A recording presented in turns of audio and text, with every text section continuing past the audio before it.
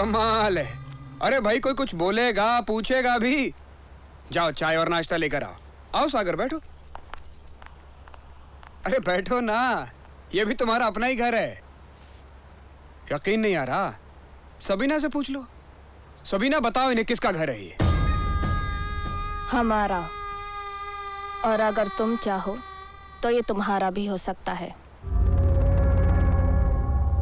मेरी बेटियों ने अपनी मेहनत और पसीने की कमाई से ये सब हासिल किया है। हाँ अब्बू, जितना ये सब अम्मी का है उतना ही आपका है। आपने ही तो बचपन से लेकर आज तक हम लोगों का पेट पालकर हमें जवानी बख्शी है। इसीलिए हमारी कमाई पर आपका भी बराबर का हक है।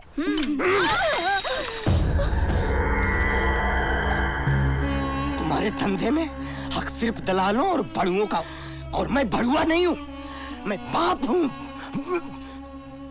ये नहीं मानेगा। सागर हुसैन, तुम जैसे लोग बंद आंखों से सपना तो देखते हैं, पर जब वो सपना हकीकत बन जाता है तब तुम उस हकीकत को भी सपना समझकर अपनी आंखें बंद कर लेते हो। आंखें तो तूने बंद कर दी इनकी। अभी भी कहता हूँ सुधर जाओ, हकीकत को समझो, हकीकत को। अब्बू, आज के जमाने में हकीकत सिर्फ पैसा है, और उसे हासिल करने के लिए अगर कुछ पल के लिए अपने आप को बिछाना पड़े तो कौन सी बड़ी बात है। और इज्जत? पेशाब करने की जगह को इज्जत समझते हैं आप? गलत सोचते हैं आप। आलीशान बिल्डिंगों में आलीशान फ्लैट, ये इज्जत है। उन फ्लैट्स में टीवी, फ्रिज, एसी, ये इज्जत है। क्रेडिट कार्ड, मोबाइल, डिजाइनर जूते, ज्वेलरीज, ये इज्जत है जो आप हमें कभी नहीं दे सकते। ये रातों रात अमीर बनने के चक्कर में तुम अपना आपा और इज्जत कहीं दूर छोड़ा है हो। अरे सब तेरी वजह से हुआ है। बाहर फेंको इसे, और कल सुबह तक ये शहर छोड़ देना। तूने मेरे परिवार को बर्बाद कर दिया। अरे क्या करेगी? अरे साली तू क्या करेगी? क्या साली तेरे बॉडी काट के तुझे कुत्तों को ना खिलाऊं। सागर हुसैन तेरे नाम है ना? साला अपनी बेटियों पे रेप करता है। चले गए चल चल चल। फिर वही हुआ जो होना चाहिए था। सागर हुसैन नहीं, एक बाप चुप हो गया। उसने अपने आप को तकदीर के हवाले कर दिया, क्योंकि सारे समाज की नफरत भरी निगाहें उसकी तरफ थीं, मगर समाज की हमदर्दियां उसकी बेटियों की तरफ थीं, और वो उन्हें समाजी तौर पर बेसहारा नहीं करना चाहता था। मगर अचानक एक अनहोनी हो गई। बानो की मौत हो गई। एक दूरअंदेश बाप बेचैन हो गया। उसने सोचा कि अगर मैं अब भी खामोश रहा तो मुजरिमों के हौसले और बुलंद हो जाएंगे, और कहीं ऐसा ना हो कि मेरी बाकी दो बेटियों का अंजाम भी बानो जैसे ही हो जाए। रही बात बानो की मौत की, तो योर ऑनर, बानो एक बहुत ही अहम विटनेस थी। ऐसा अंदाजा है कि वो बाप के साथ हुई नाइंसाफियों पर शर्मिंदा थी और आहिस्ता आहिस्ता बाप की तरफ झुकने लगी थी। इस केस के किसी भी स्टेज पर आकर वो कुछ उगल न दे, उसको रास्ते से हटा दिया गया। यह बात मैं साबित कर सकता हूं, मगर इसके लिए मुझे गवाह पेश करने की इजाजत चाहिए। Yes mister P P Verma. No objection your honour. Witness कौन है? इमदाद अली। Permission granted. लेकिन मैं उससे पहले एक दरख्वास्त करना चाहूंगा अदालत से कि मिस्टर आमरे, सबीना बेगम और उनकी दोनों बेटियों को टिल हियरिंग पुलिस कस्टडी में रखा जाए। क्यों? क्योंकि अब मैं ये प्रूव करने जा रहा हूं कि वो खुदकुशी नहीं थी, मर्डर था, प्लान्ड मर्डर।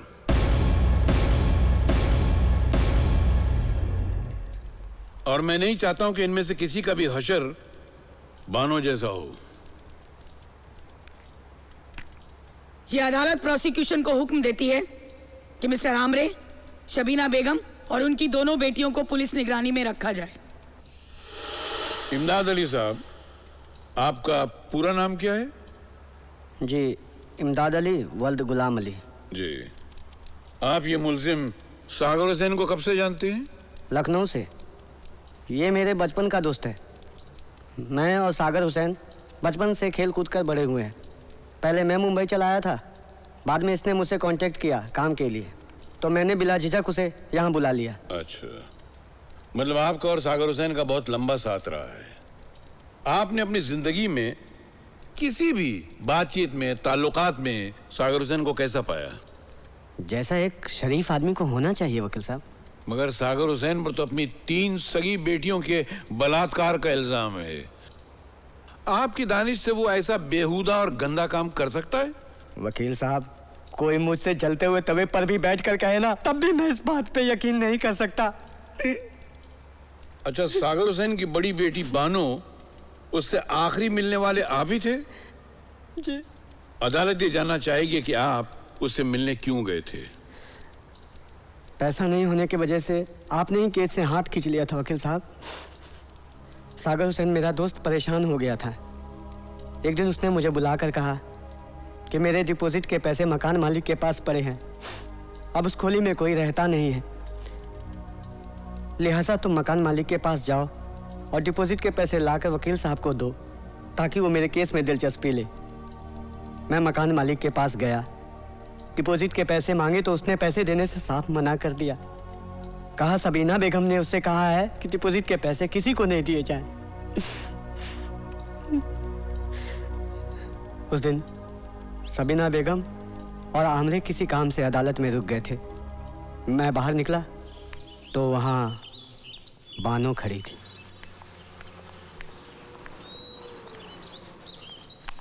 बानो, देखो, अपनी खुशी के लिए किसी की जिंदगी बर्बाद कर देना कहाँ तक ठीक है बताओ?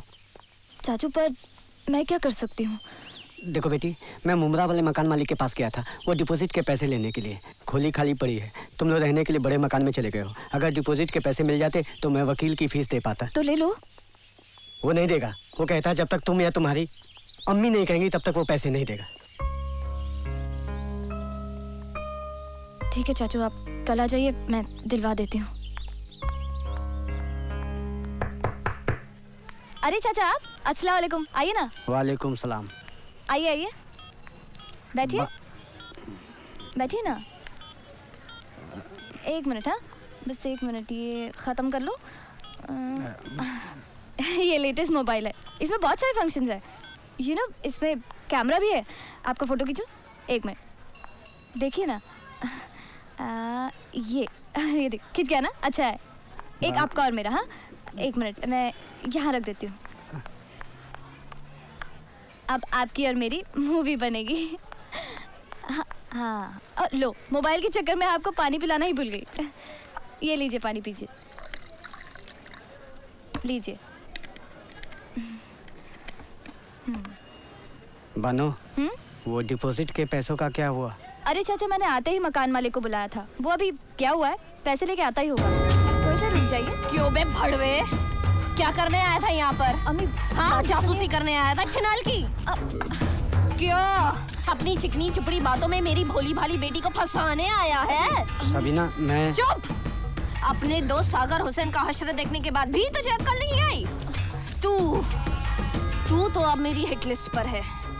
तुझे तो मैं ऐसी जगह मारूंगी जहाँ तुझे पानी तक नहीं मिलेगा। जरा मेरी भी तो सुन। चाचू खुद यहाँ नहीं आए, मैंने बुलाया था उन्हें। मकान मालिक अभी आता ही होगा, डिपॉजिट के पैसे लेने गया। अच्छा, चल इधर। अकेले रूम में बच्ची के साथ क्या कर रहा था?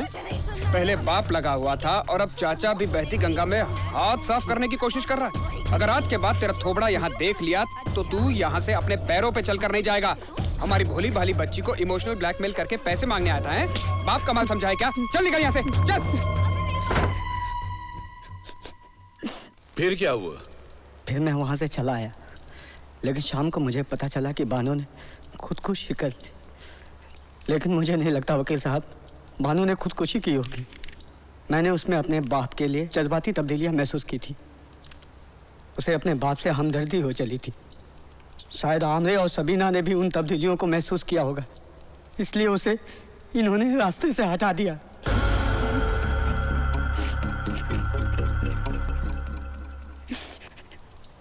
Your witness. तो तुम्हारे ख्याल में ये खुदकुशी नहीं कत्ल था? तुम्हें ऐसा क्यों लग रहा है?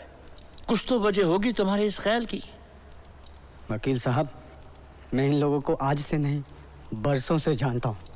मैं ये भी जानता हूँ कि क्या हुआ और क्यों हुआ। क्यों हुआ?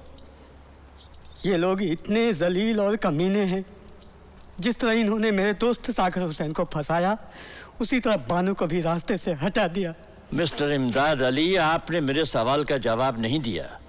ये कत्ल क्यों है, खुदकुशी क्यों नहीं? मैं जब बानू से मिला था तो बहुत खुश लग रही थी, चहक रही थी। वकील साहब, खुश रहने वाले कभी खुदकुशी नहीं करते। चलिए मान लिया कि खुश रहने वाले कभी खुदकुशी नहीं करते। आप बानू को कौन सी तारीख को मिले थे? कोई 17 या 18। एक तारीख, 17 या 18। Just one date I want to know. Objection your honour, ये तारीख का क्या सवाल है? Carry on mister Verma. Thank you your honour. 18 तारीख को। योर ऑनर, ये शख्स झूठ बोल रहा है, क्योंकि सागर हुसैन के केस की तारीख 17 थी और बानो ने 18 तारीख को खुदकुशी की थी। अच्छा, जब तुम बानो के घर गए तो सबसे पहले क्या हुआ? पहले उसने मुझे बिठाया, फिर पीने के लिए गिलास पानी दिया। योर ऑनर, यहां भी ये शख्स झूठ का सहारा ले रहा है। वो गिलास बतौर मुद्दा माल अदालत में मौजूद है और उसमें कोई फिंगरप्रिंट नहीं है। मेरा ख्याल है पीपी को बैठने का प्रिंट मिल गया, तभी तो पेली पे कोई कमेंट नहीं किया। जब भी कोई खुदकुशी पुलिस के नोटिस में लाई जाती है तो उसमें हर किस्म के पहलू के बारे में सोच विचार होता है। जाहिर है कि मर्डर के पहलू में भी सोच विचार होता है। फिर भी अगर अदालत अपना इत्मीनान करना चाहती है तो सारा सामान अदालत में। योर ऑनर, बानो की खुदकुशी से ताल्लुक रखने वाला जितना भी मटेरियल कोर्ट में मौजूद है, मैं उसका इंस्पेक्शन करना चाहता हूँ। पंचनामा मुद्दा माल को कोर्ट में पेश किया जाए।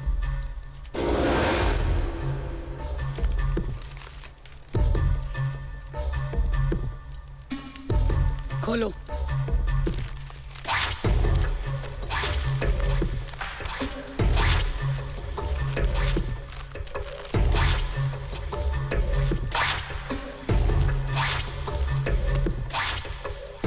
योर ऑनर, यह मुद्दा माल अभी अभी खुला है, जिसे ना मैंने देखा है ना इमदाद अली ने देखा है। ये पानी की बोतल और ये गिलास साबित करते हैं कि मेरा गवाह झूठ नहीं बोल रहा है। लेकिन अब सवाल ये होता है कि इन पर फिंगरप्रिंट्स क्यों नहीं है? जरा ये मोबाइल जज साहिबा को देना तो।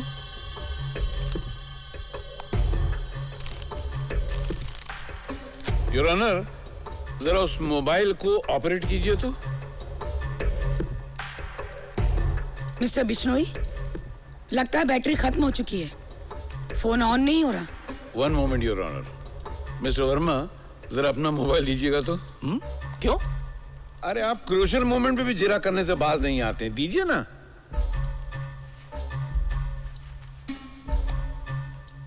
Thank you. इसकी बैटरी निकाल कर उस मोबाइल में डाल दो।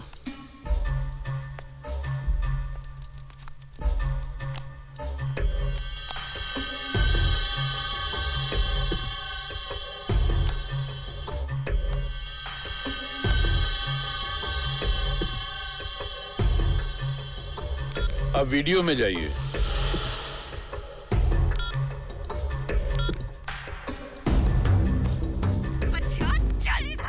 बच्ची के साथ क्या करा था? कुछ नहीं सुनना है। पहले बाप लगा हुआ था, अब चाचा भी बहती गंगा में हाथ धोने की कोशिश कर रहा है। आज के बाद अगर तेरा ये थोबड़ा यहाँ दिखाई दे गया तो तू यहाँ से अपने पैरों पे चलकर नहीं जा पाएगा। हमारी भोली भाली बच्ची को इमोशनल ब्लैकमेल करके पैसे मांगने आया था, हैं? बाप कमाल समझा है क्या? चल निकल यहाँ से, चल। वो तो शुक्र करो कि मकान मालिक ने फोन कर दिया और हम यहाँ पे सही वक्त पर पहुँच गए, वरना इस कमीनी ने तो इमदाद को पैसा दिलवाकर सागर को बाहर और हमें अंदर करवाने का पूरा बंदोबस्त कर लिया। अच्छा, कुतिया जलील, आज तू इतनी बड़ी हो गई कि फैसला खुद करने लग गई। अरे भूल गई वो दिन जब 50-50 रुपए के लिए यारों के पहलू गरम करती थी। अरे दुआ दे तू आमरे को, जिसने तुझे बार में रखाया और हमारे दिन फिर गए। भूल गई सब।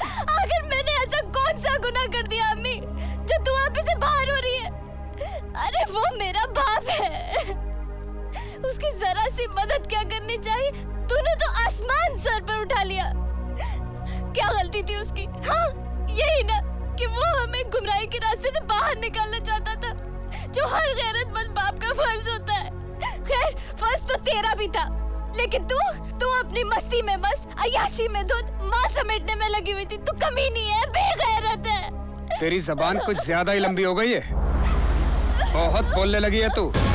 तू बीच में मत बोल कमीने, ये हमारा फैमिली मैटर है कि सारी जिंदगी मेरे बाप को जेल में सड़ाने का इरादा रखा है। बड़वे चुड़ैल, आज ये मैटर तेरा फैमिली मैटर हो गया और मैं भड़वा। क्या करती है? हम तीनों बहनों को दागदार कर दिया और पता नहीं कितनी बहनों को दागदार किया। तू तो समाज का नूर है। क्या करती है? हो गई है? आप पागल हो गई हूँ मैं। अम्मी छोड़ मुझे। हमारे टुकड़ों पे पलने वाला कुत्ता साला मेरे पे हाथ उठाता है। कर बदजुबान, ना छोटा देखती है ना बड़ा, जो मुंह में आए बके जा रही है। अरे रोटियां चढ़ गई है तुझ पे, खुशियां हजम नहीं होती, चर्बी चढ़ गई है तुझे, चर्बी। चल चल हमरे से माफी मांग।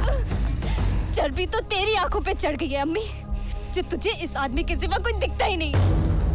माफी मांगू और इस कुत्ते से तू कभी नहीं, हरगिज़ नहीं। आज मैं कोई फैसला करके ही रहूंगी। क्या फैसला करेगी? है क्या तेरे बस में? तू देखती जा मेरे बस में है क्या। आज तक तुझे लगा ना कि तेरे सारे पासे सीधे पड़े, उसकी वजह भी हम ही हैं। तू समझती है कि तू बहुत होशियार है, बहुत चालाक है, तुझे बहुत नाज है अपनी चालाकी पर ना। मैंने तेरा और तेरे इस यार का ऊंचा सर नीचे नहीं किया ना, तो मेरा नाम भी बानो सागर हुसैन नहीं। अदालत में सब कुछ बता दूंगी, तुम लोगों के सारे कच्चे चिट्ठे खोल दूंगी, बोलूंगी कि बलात्कार मेरे बाप ने नहीं, इसने किया है और तू उसमें शरीक जुर्म है। एक एक बात बताऊंगी। मुझे तुमसे